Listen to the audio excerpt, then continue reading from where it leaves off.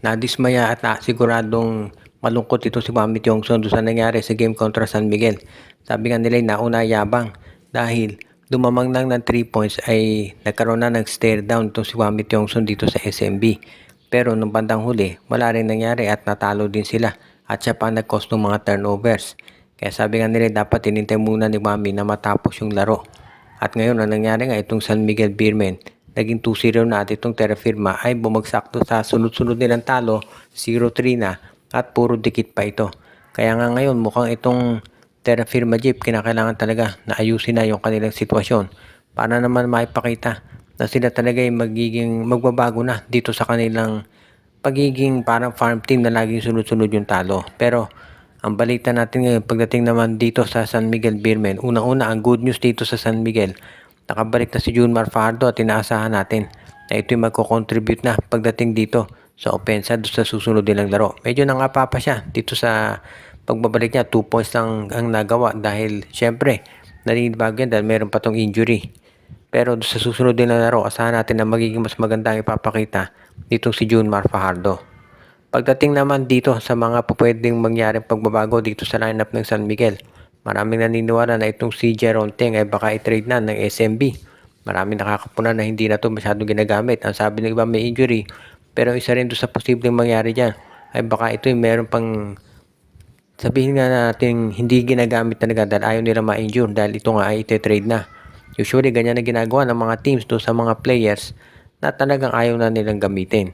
Na ayaw na nilang ginagawa nila, hindi ito ginagamit para hindi naman ma-injure dahil baka on the day na i-trade mo yan ay may injury. Kaya baka yan ang dahilan. At itong si Jeron Teng baka i-trade na yan sa ibang team kagaya ng Titan Ultra. Ngayon, ang isang team na malamang hindi gumawa muna ng major moves dyan ay itong Meralco Balls dahil sa tingin daw ng Meralco okay pa itong lineup nila. Maganda yung panalo ng Meralco Balls kontra Raynor Shine kagabi.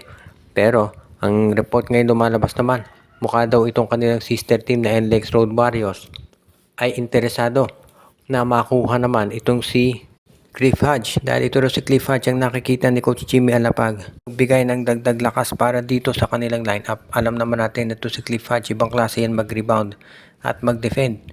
Matagal na to sa liga, veterano na to, pero hanggang ngayon alam natin maaasahan pa rin yan. Plus of course pagdating dito sa pagwadya sa mga imports, sabi nga nila timeless yan, talagang yan na ginagamit ng mga teams. Kaya mukhang pwede talaga ito si Cliff Hodge sa NLEX.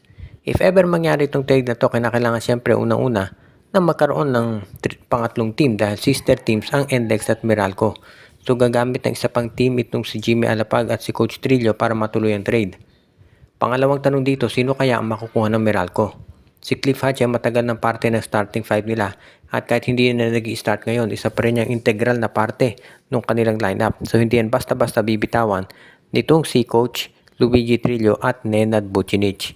Kaya nga itong si Cliff Hodge kung matitrade yan sigurado na hahanap ng matinding kapalit yan mula sa Meralco o mula sa NLEX at mula na rin doon sa pangatlong team na kukunin nila. Malamang Blackwater yan. So kung sakasakali nga na mabitawan ng Meralco ang veterano si Cliff Hodge, asahan natin na magkakaroon yan ng panibago pa na bago na player na kukunin. Kaya naman sigurado tayo na ganyan din ang gagawin nitong si Coach Luigi Trillo at Jimmy Alapag. Kakausapin niyan malamang si Coach Pat Aquino para sa isang posibleng trade na ganapin para naman sila ay magkasundo na dito sa kanilang plano na trade transaction malipat na to si Cliff Hodge sa Meralco.